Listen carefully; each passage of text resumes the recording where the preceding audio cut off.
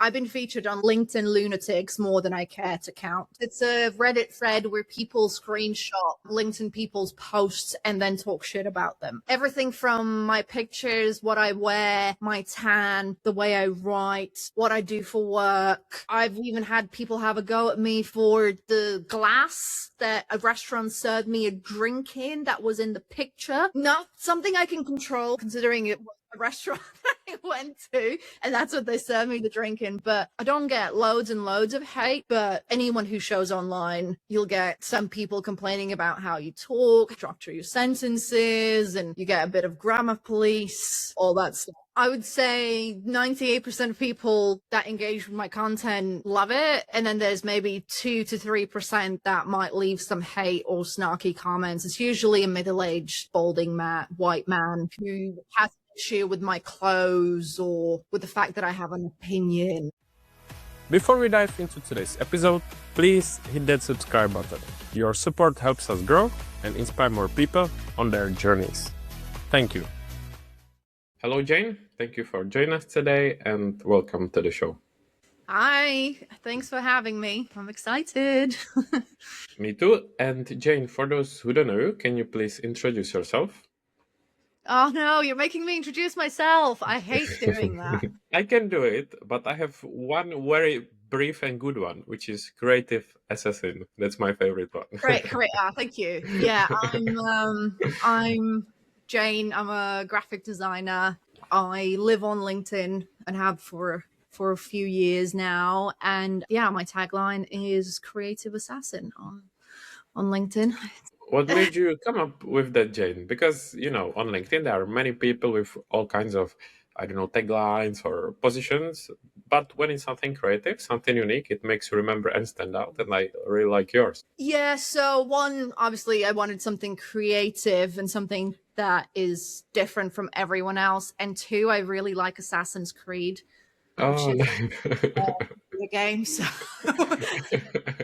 kind of, I'm a creative and I like playing Assassin's games on my Xbox. Oh, that's nice. So kind of connected. Mm-hmm. I mean, because, it's important, or there are so many, whether it's experts from LinkedIn, like branding, graphics and everything. So when you see like another graphic designer, it's kind of, okay, next one. But if it's something unique and different, it makes you stand out, which I think it's a great idea. Exactly. That's the whole point. So my branding stands out from most designers on there and my tagline and stuff. So. And I think it's not only the work, like obviously beautiful design, but I also like the way you write, like your tone of voice. Not only on LinkedIn, but even reading your website. It's funny, It's different, it's sarcastic, so I think it's great. Yeah, it's just a bit of my personality. I am a bit blunt, I am a bit sarcastic.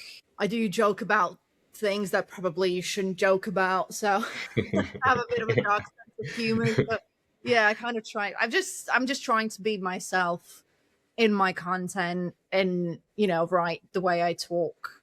Just obviously with a bit toned down because I swear like a sailor in real life and I don't. But one thing that actually surprised me is that you say, or at least like on your website, on your content, you say that you're an introvert.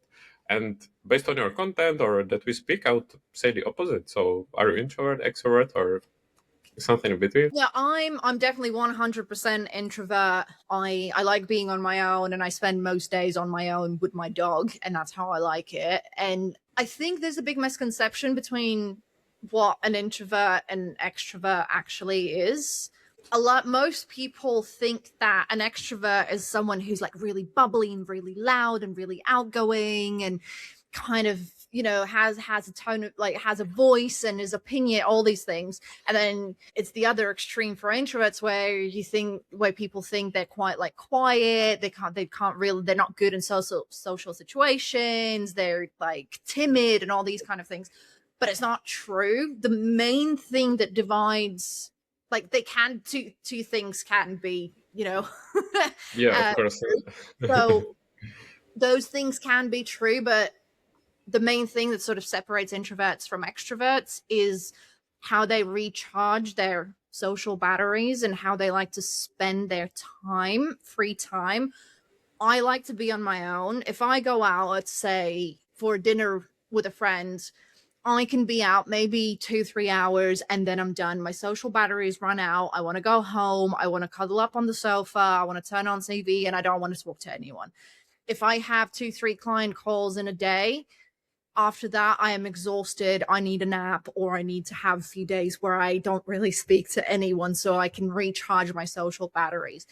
Extroverts are the opposite in that sense, that they recharge their batteries by being around people. They need to be around people. If they're not around people, they become sad and depressed, and they need people around them. Extroverts don't. They kind of spend time on their own. So that's kind of the main thing that separates. Both can be loud and opinionated and be good in social situations or be bad in social situation. It's just more about the recharging process and how you yourself.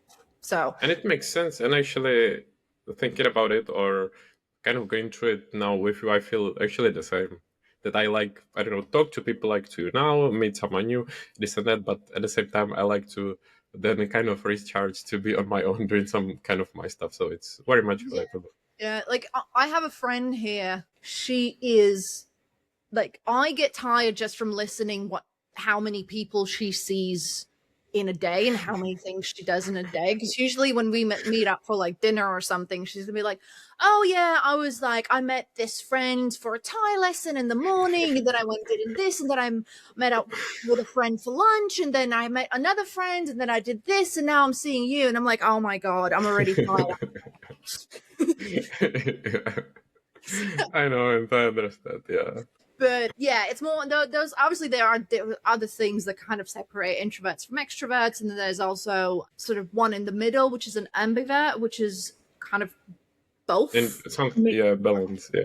But yeah, those kind of the recharging and how you reset and how you kind of recharge. That's the main things that separate the two, and then Yeah, that makes sense. I was just curious. And also, as we discussed, like the way you speak, the way you write, your tone of voice, have you experienced like some, let's say, even negative feedback or negative reception, like on LinkedIn? Because obviously, you show up on LinkedIn, you've been there for some time. So just curious if, in my opinion, it's a positive. Oh, did you? Yeah, I've been featured on LinkedIn Lunatics more than I care to count. So. Wait, is it actually on Reddit, LinkedIn Lunatics? Yeah. LinkedIn Lunatics, it's a Reddit thread where people screenshot LinkedIn people's posts and then talk shit about them.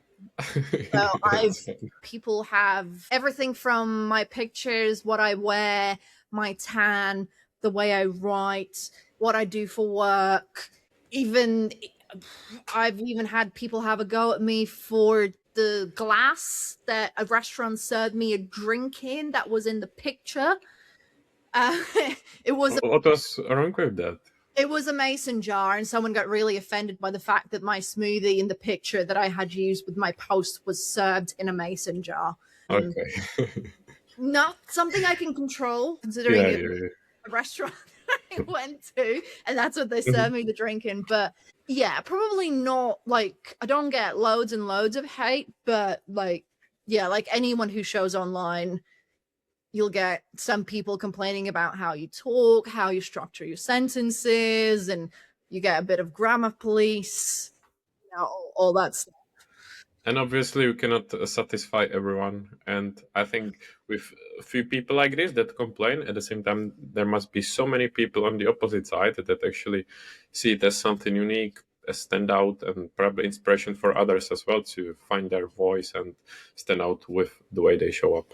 Yeah, 100%. Like, I would say 98% of people that engage with my content love it, and then there's maybe 2 to 3% that might leave some hate or snarky comments. It's usually a middle-aged, balding white man issue with my clothes or with the fact that I have an opinion.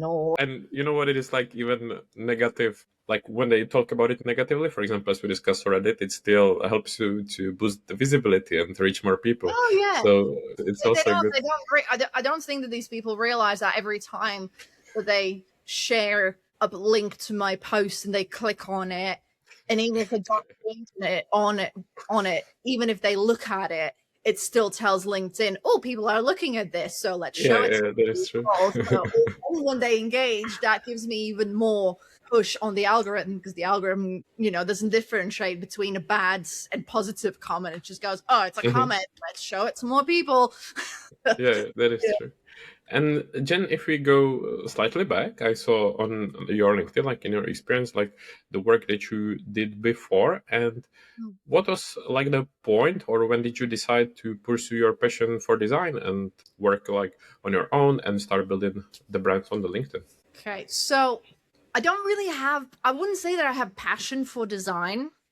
I have passion for the lifestyle that it allows me to live, and the working sort of environment that I can build for myself. Because if I won $1 million tomorrow, I would stop designing. Maybe I would be very selective and do some very special projects that I like, but overall it's a job that I don't hate and I'm pretty good at, and most times I enjoy doing, and it pays the bills and buys my pub treats. I like the honesty. It's not Yeah, like, it's just it's not like people say, oh, it's like my passion and I'm so about. Not. It's a job that I don't hate, which is good enough, because it's not. I'm not living to work. I'm working to live. So it's not. I don't. As long as I don't despise what I do every day, that's good enough for me. It doesn't have to be my like passion. But yeah, I used to do marketing for a real estate agency in not real estate for a recruitment agency in London. I've done real estate before as well in my past lives. So it makes sense. Yeah, so I used to work in reception there, and then they kind of axed the reception role because everything was moving online, so they didn't need someone to sit at the door and greet people. So they moved me into the marketing role, which I have been helping the marketing manager before. Then the marketing manager left. They gave me her job. And then as time was going, I was picking up more and more design work. They sent me to some courses, like workshops and things like that. So I learned how to use Illustrator and video it. Like I literally I was performing all the roles. Everything that you might think that a company needs under a marketing umbrella, I was doing all of it. Photography, video, website, SEO, social media, graphics, like the whole lot. And then I was very overworked, but very unhappy. But because I was so worked and so tired, and obviously because I'm also a massive introvert, I was working in an office of 100 plus recruitment consultants who they're smashing phones like all day long. You have all these people talking around, like it was awful, or like for me mentally, and so draining. And then by the time Saturday arrived, I was so exhausted that I didn't even like have the energy to even think about my life or Yeah, yeah. so I was kind of like in this zombie state for a bit. And then COVID came, and obviously things slowed down a bit, and we all worked from home. And because I managed to actually rest and slow down and think, I realized, okay, I am a proper introvert. I hate going to the office. I perform much better when I'm working from home. I have so much more energy and I get so much more done as well. I also realized that I hated about 90% of my job. The only thing that I actually enjoyed was the design side of things. And yeah, and then COVID restriction. So that was kind of like I started thinking about, oh, maybe I need to think about, getting a remote job or whatever, because that was becoming a bit more like normal because of COVID. Companies started offering that. So I was thinking, oh, maybe when, the whole COVID nightmare sort of fizzles out, I can start looking at a new remote job, or at least a couple of times a week remote. And then they started forcing us coming back into the office. In the beginning, it was 1 day, then it was 2 days, and it was 3 days, and then it was like, okay, you have to be Every back day. every day. And I was like, Yeah. I don't want to do this. I don't want to get up at 5 o'clock in the morning, rush for a train. Sometimes it took me like 2-3 hours just to get home, because the trains in London never fucking work. There's always delays. There's always a broken train or some rail or whatever. And I was like, I don't want to live this life anymore. This is awful. Like, what am I doing? I hate this. and I wasn't quite sure what to do. And then I started thinking, oh, I kind of like design and I quite enjoy it. And I seem to be pretty okay at it. And a big part of my job was mostly design. So I would say probably, if I had to split, I would say probably about 60 to 75% a day usually was design related work. And then everything else was all the other marketing stuff. So I was like, okay, I'm pretty much getting paid like a full year's salary by a company to do this thing. Surely I can get enough clients to kind of turn this into a business. So I tried in the beginning, I tried on Instagram and that didn't work. That was a complete flop. And then, sorry, Jane, to stop you, but as you mentioned this, why do you think it didn't work on Instagram?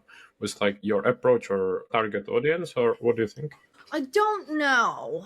I think it was a mix of things, because in the beginning I tried to niche. I tried to, because everyone tells you have to niche, you have to have a niche. If you don't have a niche, you can't do anything. So I was like, okay, what do I enjoy doing, and what kind of people I like, and what do I personally enjoy doing? So I was like, okay, I like wellness. I train a lot.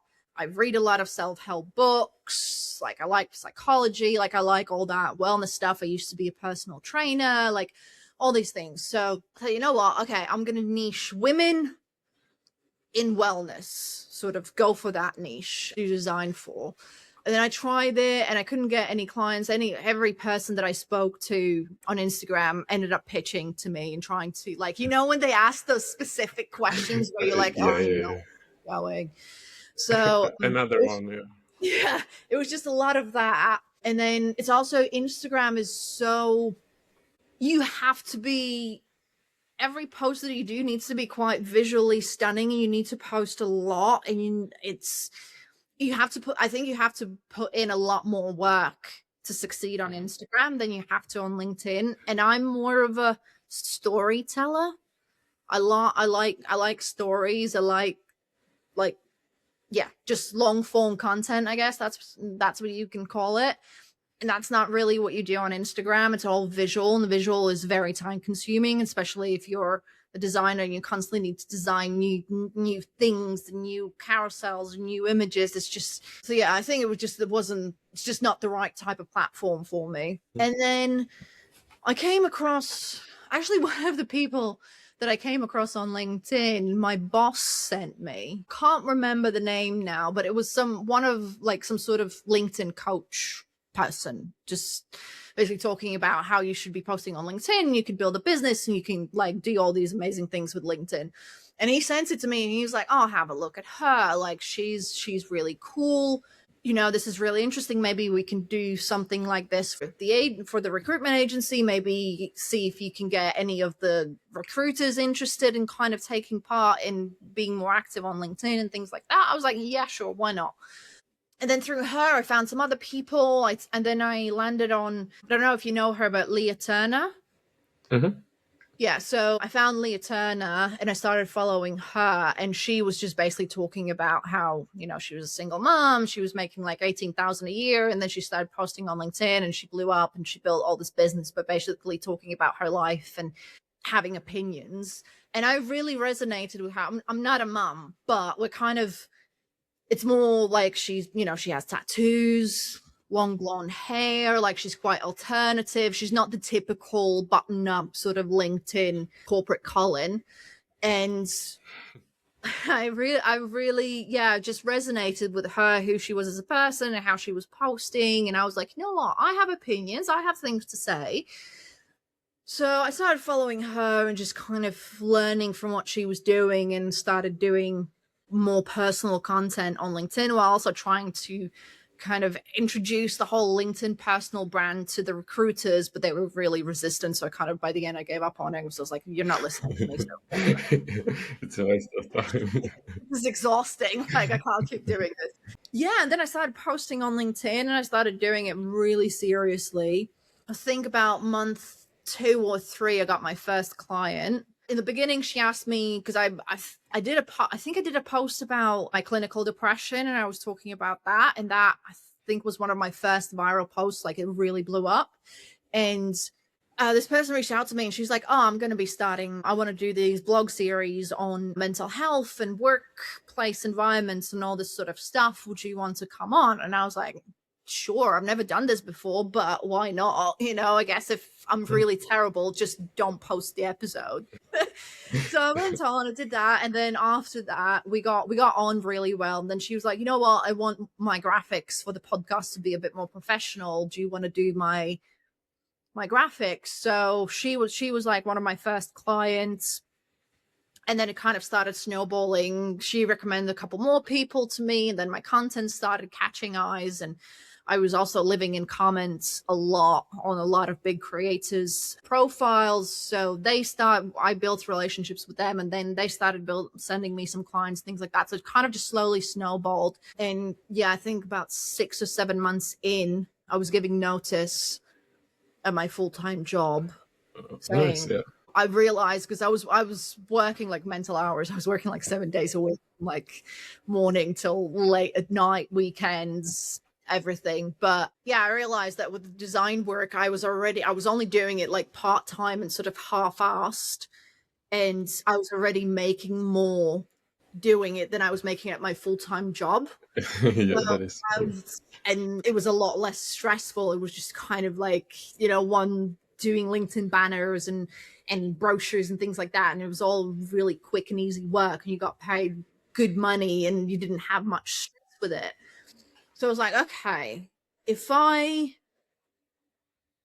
quit my job and give this, like, I'm already making more than I'm making in my full-time job, right? It's only been 6 months. So if I quit my full-time job and put full-time effort into building sort of my personal brand, surely I can make enough money to live well, or make more money than I'm making now, working 45, 50 hours a week.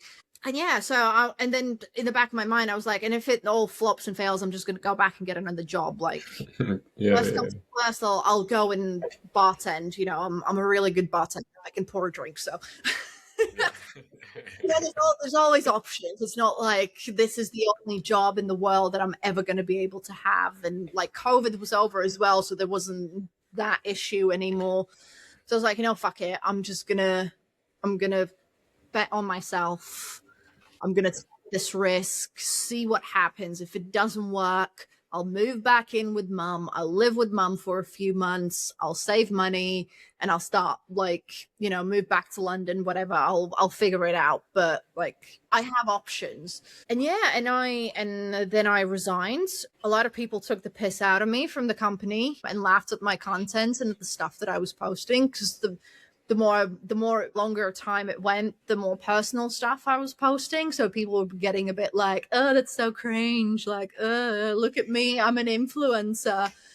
And then And then in the future, they realize importance of personal branding and come back to, oh, Jane, can you teach us now, or can you show no, I us? don't think so. They're recruiters. Oh, They're very stubborn, very stuck in their ways. So I don't really have contact with anyone from there, because we were just such different.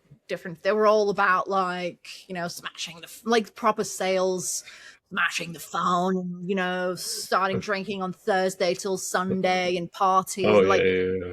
I don't drink. I don't like all that environment. Is just not something that I'm attracted to at all. Yeah. So yeah, I left, and then within less than 2 years, I was making 3 times more than I was making at my Ooh, wow, full-time that's job. nice.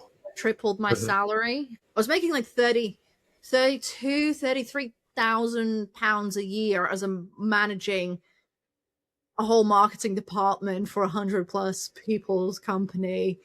And then Yeah, I went on my own, sitting on my sofa in pajamas, making 4 times more, yeah, yeah. leaving my sofa, not leaving my apartment 5 days a week. So yeah, it worked out. Yeah, I'm happy to hear that, and I like what you said before. You know, sometimes it's understandable, but people say that they don't have time to build their brand or start something their own. But as you said, you can start while working full-time job. Of course, it's not easy. You cannot commit 100%, but you can still try. You can build it in a background, and after a few months or maybe years. Yeah, you test the concept. Like, everyone has spare time. Like, we all have time to sit on the sofa and scroll on Instagram. We all, get on public transport. We wait for trains. We sit on trains to get into work. We sit on trains to come back from work.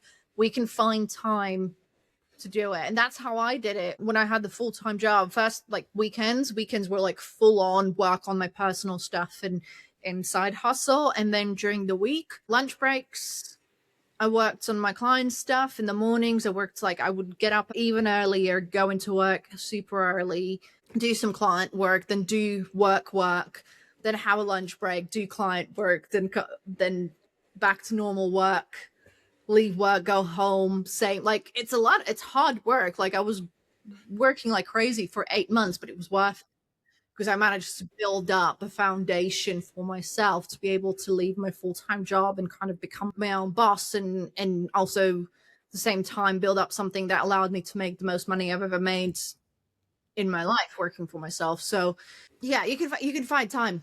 Like, don't spend hours a day scrolling on Instagram, scroll on LinkedIn, because that's what I did.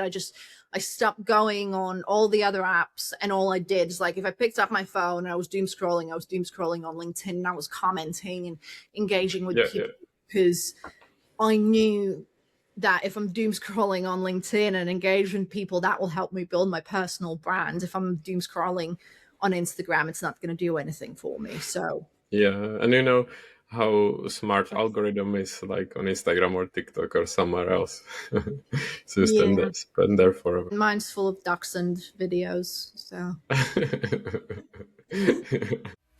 a quick note before we continue.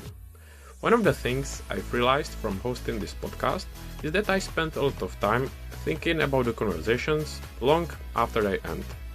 That's one of the reasons I started Unproduced, a solo podcast where I share ideas, lessons, observations, and questions I'm still figuring out myself.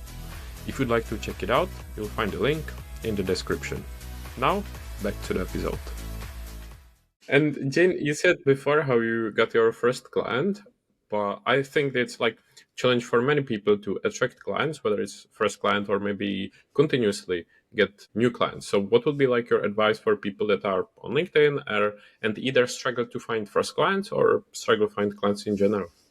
I don't know if this is good advice. This is what I did, right? So I started building out the personal brand and obviously trying to share some of my work. I was creating like fake work, like, social graphics and things like that, just to show off sort of what I can do. And then I also found a few clients to work with for free in exchange for a testimonial, but not as I'm going to do work for you and you have to leave me a good testimonial. But it was more so, I'll do this for you for free. These are going to be deliverables. If you're happy with what I do for you, I would really appreciate a testimonial from you if you want to leave me one. It was kind of like, it wasn't like you have to, but it was more like, okay, if you're happy with the end, if you're truly happy with the end result and you're happy to leave me a positive review, great. If you're not happy and doesn't work out, doesn't matter because you're not paying for anything. I'm just losing time, right?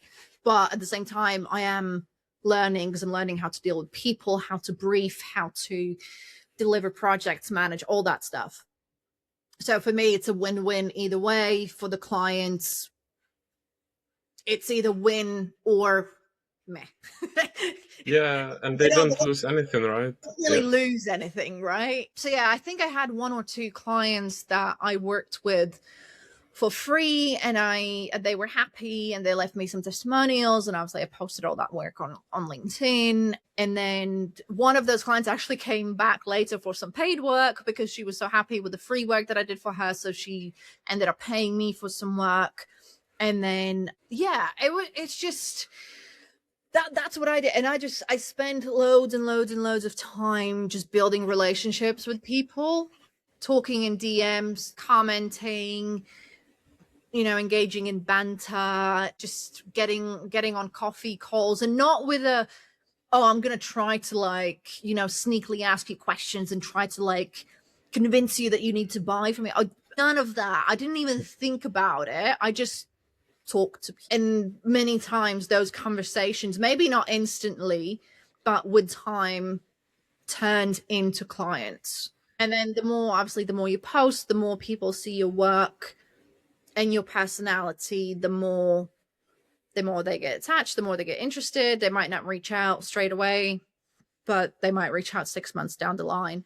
I have had clients who, again, that I mentioned, I did that post about my clinical depression, and that kind of, I think it went viral or semi-viral, whatever. I don't even know what viral counts these days. I don't know. Is 100,000 impressions, is that viral, or does that not count viral anymore? I don't know.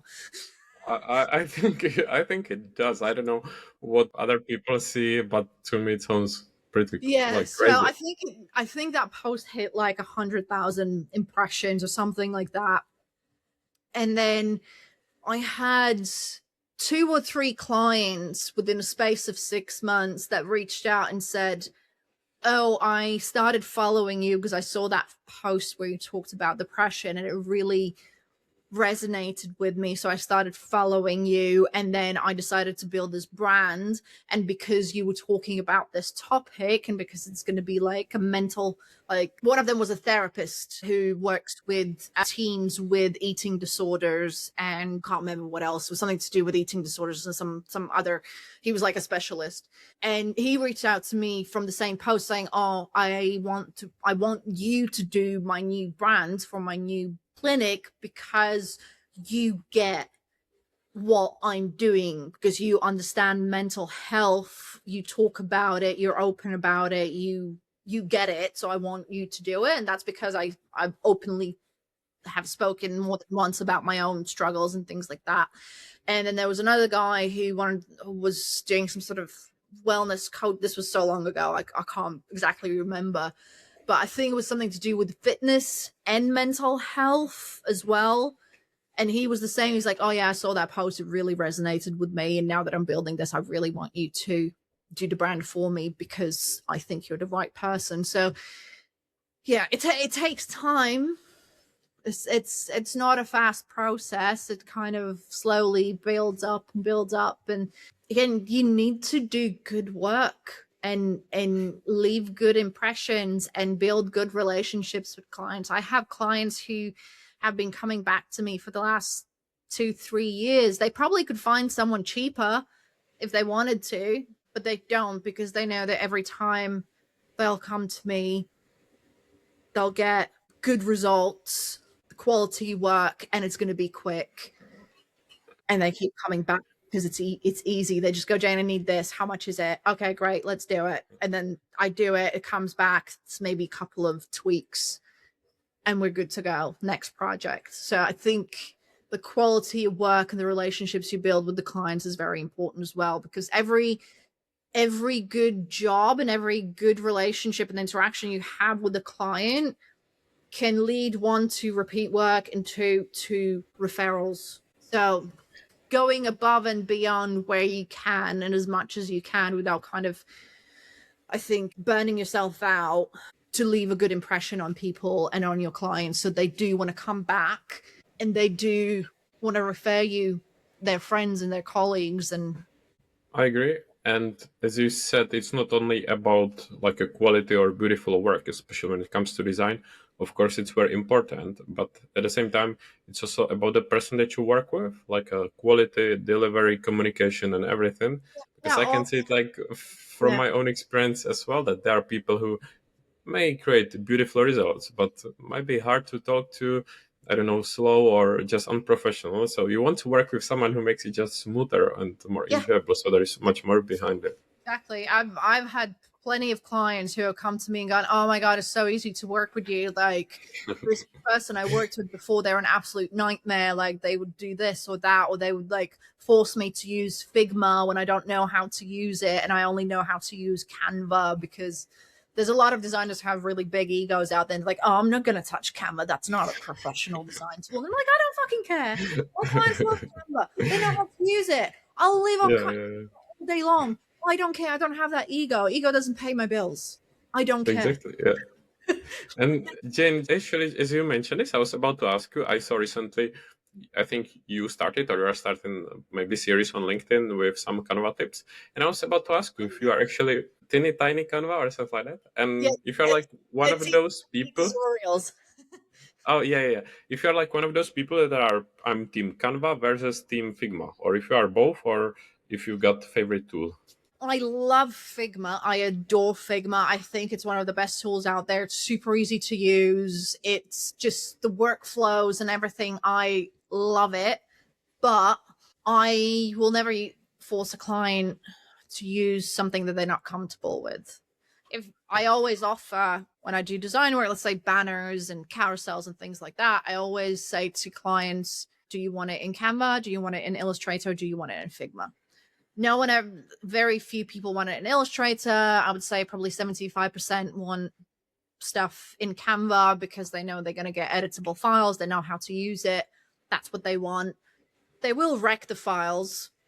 That's not my problem after a pat. Like I've done the job. I get paid. What you do with that stuff afterwards, that's not. I don't care.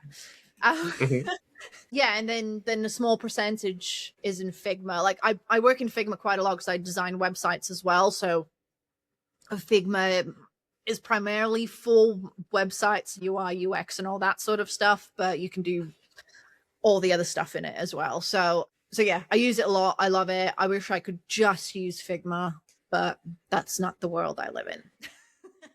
But it's more impressive that you are a master of all of those and you are not just, okay, use this one, not any other. Because sometimes I see like a quite strict opinions. There's like just this tool and the other one is maybe lower quality or like I don't like that one. So I think well done.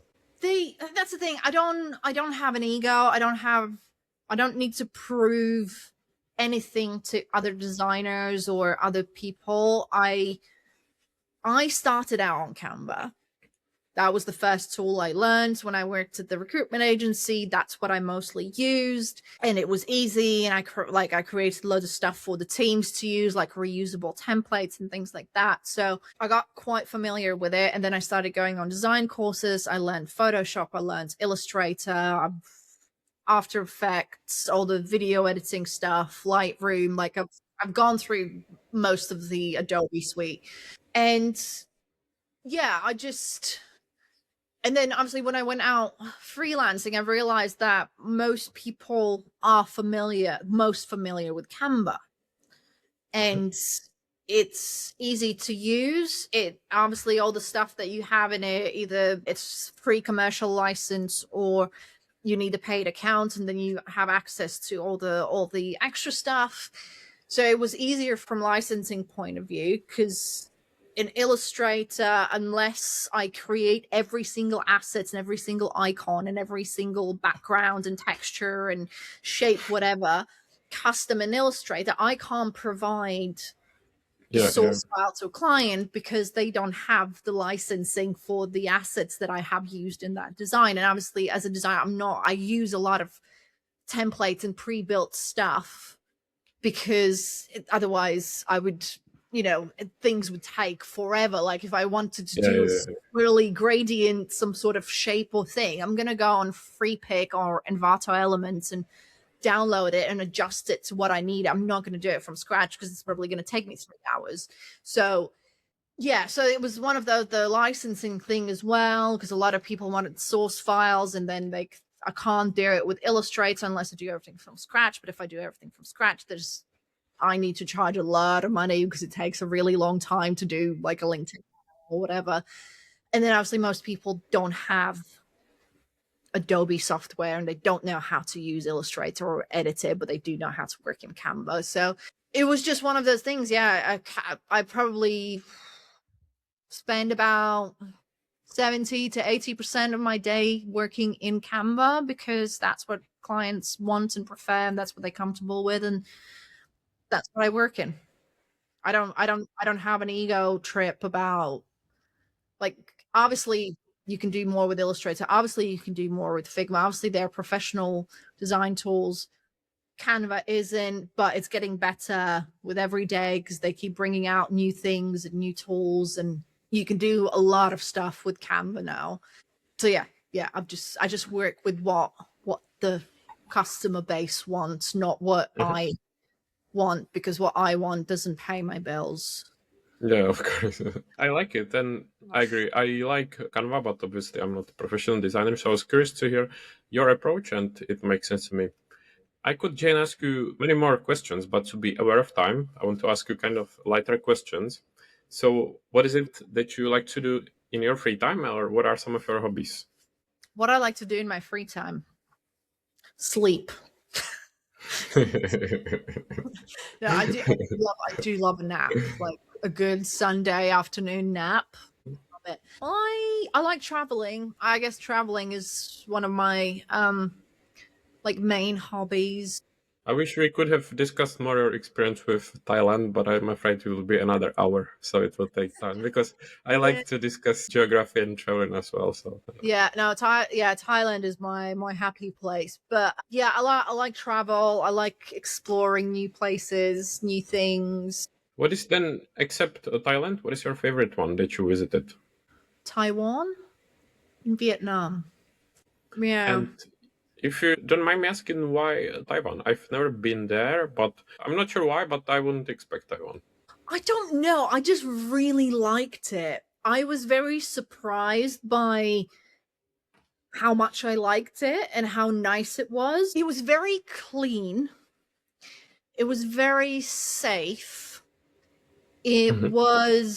The food was good. I liked how much greenery there was everywhere. Like the city itself, not, but you can jump on a train and be in the mountains hiking, and they have really well kept, like the surrounding nature areas were all clean and the paths were like pristine and the hiking trails. And I just really, really enjoyed it. They also do really good tea, and I like tea. Oh, nice. I went on like this geeky tea tour around the tea fields, and I did tea houses and all that stuff. So yeah, I really really enjoyed it, and I would go back because I want to see. I stayed in Taipei the week I was there, but I would want to go back and explore the other parts of Taiwan. But yeah, Vietnam as well. But Vietnam's Yeah. different. Vietnam's men crazy. I guess it's more similar to Thailand, isn't it? Or Vietnam, I Yeah, guess, or yeah, not? yeah. Yeah. I would say Thailand's probably more developed and more sort of geared towards like the better infrastructure is more geared towards Westerners. Vietnam is still a bit crazy. It's like, yeah. Yeah. And as you are now based in Thailand, is that the place where you want to stay, or for the future, have you got plans to move back or move somewhere else? No, I'm not. I've no plans to go anywhere. If I can, I'll stay here until the day I die. I can't say that I stay in Bangkok my whole life. That I don't know, but I do have the house I'm renting now. I have it for 2 years, so I'm going to be the lease is here for 2 years. So I'm going to be here a minimum of 2 years, and then after that, I don't. Yeah, I have no plans to go anywhere. My current visa Mhm. is 5 years, so I have time. Yeah, yeah, yeah. And you mentioned those places that you enjoyed, that you visited. And what are some of the places that you want to visit or plan to visit? South Korea. Mm, that's a good one. Yeah. I have developed at my 37 years of age. I have developed passion for K-pop, and I want to go to South Korea. What? How did you? I don't know. Discover it, or what makes you so interested in it? K-pop Demon Hunters last summer. Oh wow. Okay.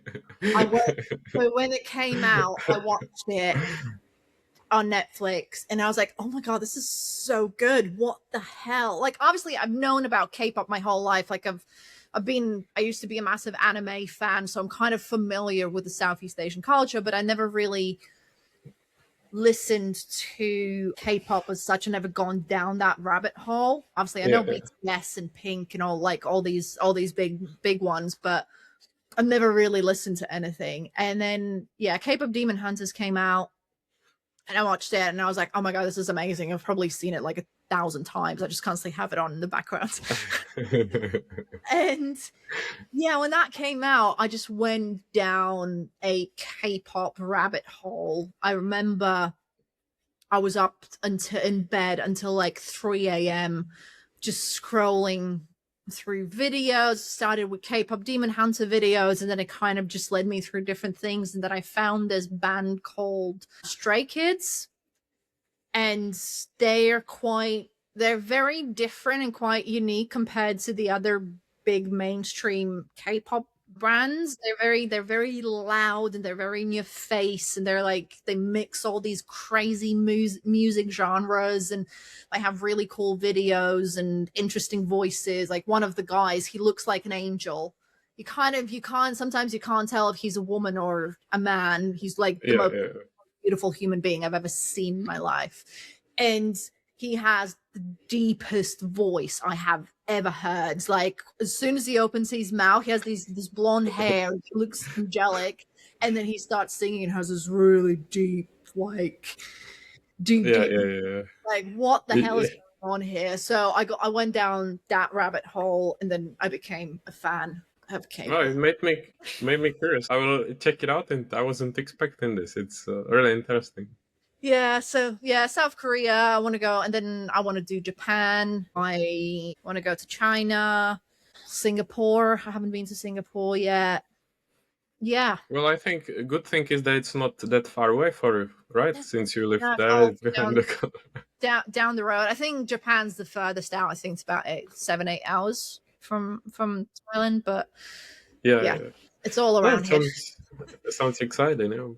And I remember before you mentioned that you read or used to read like books, self-development books or stuff like that. So have you got any recommendations or any that were your favorite?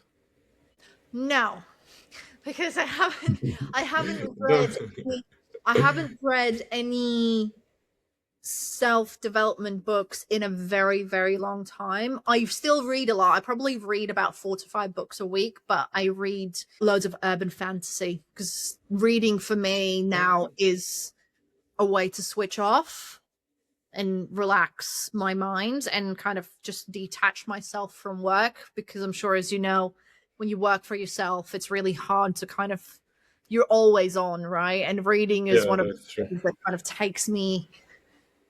I have quite vivid imagination, so when I read, I kind of play out all the scenes and everything in my head, and the characters. Like I have like my own images of how they look and how they move and what they, all that stuff. So it's like watching a movie in my head. So I have not read any personal development stuff in years. And then, although I don't read this type of books, but if anyone is interested, what are your favorite from the stuff that you read actually?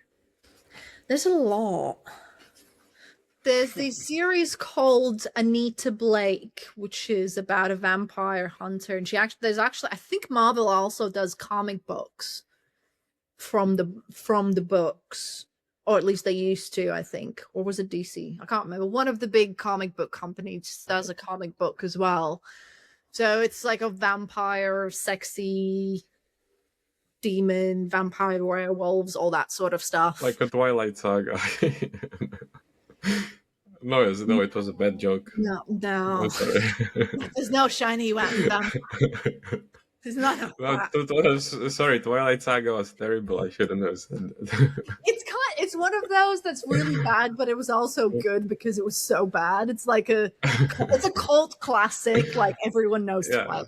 And then there's it's called Skullduggery Pleasant, and it's about this skeleton detective based in Ireland, and it's all about magic and superpowers and things like that, and kind of sorcerers living amongst humans, and yeah, I think there's like 15 books out now. They're very funny. They're mostly geared towards children, but there's a lot of sarcasm and a lot of dark humor in there. Yeah. That translates to an adult mind very differently than it does to a kid's mind. You know how they do that in cartoons sometimes when they squeeze in adult jokes, and you're like, I'm laughing for a very different reason than you are right now.